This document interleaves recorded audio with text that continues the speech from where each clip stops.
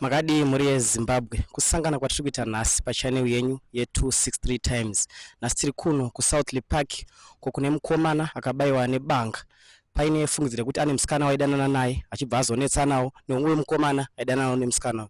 Zvinzwirai zvizere sekuru vake vachitaura zvakaitika musuwe.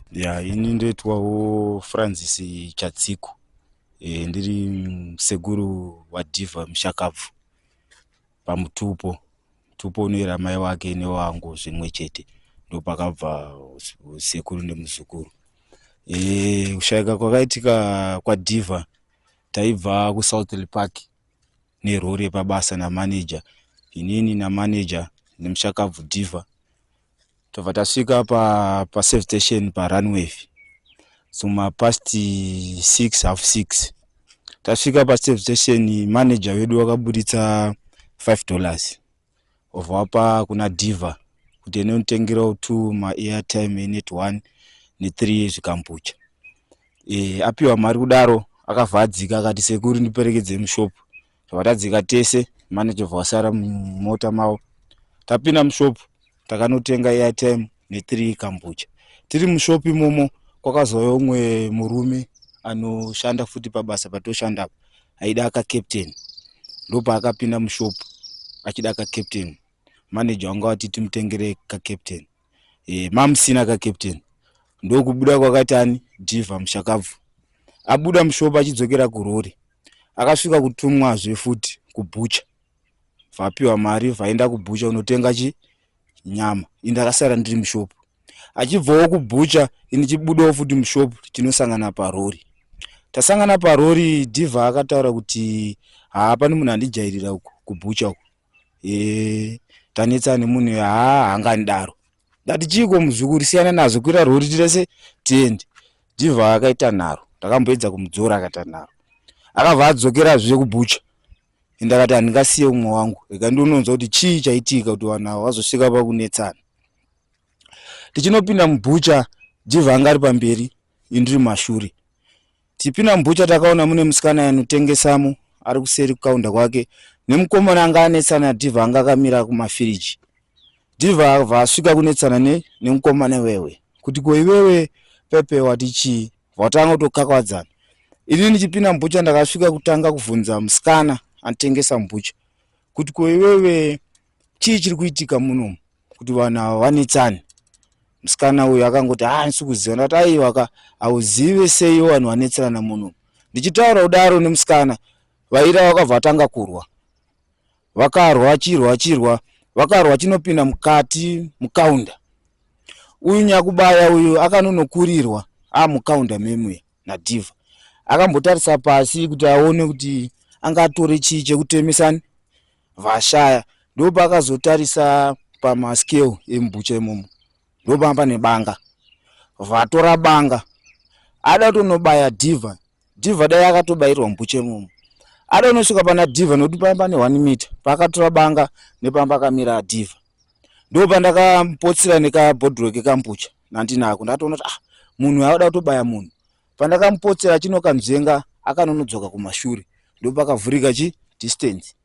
Vatanga kumhaisa inini. Takabuda imomo achimhaisa inini. Paservice station ipapo takatenderera zvenguva achimhaisa inini achida kutobaya inini. Achimhaisa inini. Ndakazoponeswa nemota pickup yanga ine makabeji. Ndakasvika ndakamira kuseri kunoku kwepickup iyoyo. Iyo mukomana nyakubaya vamira kuseri achida kutenderera akadai so nichitenderera nokuseri. Achida kutenderera takatenderedzana pamoto ipapo futi nguva. Vanhu vese vaiona. Vatadza kubata inini. Ndopa akazodzokera kuna Dhiva. Kubva pandiri kusvika kuna Dhiva pamba ne 11 meters. Akabva atanga kumhanya achienda kuna Dhiva. Vandatombodaidza Dhiva tiza, munhu ane banga. Dhiva haana kukwanisa kutiza. Mukomana akangosvika pana Dhiva achibaya Dhiva achimhanya kudaro kune moyo. Achibaya Dhiva achitodzura banga achitiza. Dhiva abayiwa kudaro ndopa ndakadedzera kuti mukoma yeo manager wangu, mukoma wangu vanga vasudurutsa mota vachipaka nechekuseri kuti wapedza imwe mukana dzione kupinda sezo pa service station. Ndopa ndakadedza kuti mukoma Dhiva abayiwa. Dhiva akangonorowa 7-5 ma steps achibva anonodonha pasi. Ndichizosvika pai mukomana uyu anga atotiza, atotendera kuseri kwebuilding, atotiza akabata banga rake. Ngoma achizosvikawo takutobatsirana kuisa dhivha mumota pai akamboti netsei kuisa mumota dhivha. Ropa ratozara, dhivha kwangu sisina. Tvatamisa mumota murori. Mukoma ubva wapinda mubhucha, manager ubva wapinda mubhucha, ubva wanotora kamusikana kacho ikako kaanga konzeresa noise isei. So hanzivi hatichaita se, hatichakusiye, takutoenda tese. Mukoma ubva wapinda pasteering, kamusikana ubva kapinda pakati, ini chiterawo, dhivha ari kumashure. Tobva tasumudza rori yedu, tobva taenda kuSouthern Park Hospital. Tichisvika paSouthern Park, manesi namadhokota vachiuya pai parori, vachipfeka maglovhosi avo, vachinobata dhivha pahuro apa, vachiti tine urombo, dhivha ashaya. Ndo mashaikiro akaita dhivha. Zvinopisa tsitsi. Musikana uyu anga ari chii kuna dhivha? Amanzwiro amaingoitawo imi? Musikana uyu dhivha aitaura kuti ndodanana nemusikana wemubhucha, zvokuti kana ruzhinji rwese rwekubasa kwanotoziva, aiva munhu aiuya achitaura kuti musikana wemubhucha ndoita se, ndodanana naye. Kuti inini pane pandakamboona vari vese ndinganyepe. Kasi iye aitaura kuti ndodanana nemusikana wemubhucha. Sezvo aishanda usiku, aimboshanda usiku achidiridza. Saka medzi zhinji aita usiku, isu takarara. Noti yeye aishanda usiku, ndopaienda ikoko here kana kuti aita sei. Kasi iye aitaura ndodanana nemusikana wemubhucha. Mukomana wemakambomuona here kuti yangaitore nguva yekutanga kumuona uyo kuzobaya dhivha? Mukomana uyu taimuona mubhucha imomo. Patainonotsvagawo muriwo, taingomuona akagara imomo. Isu tongotengawo muriwo wedu tomusiyawo.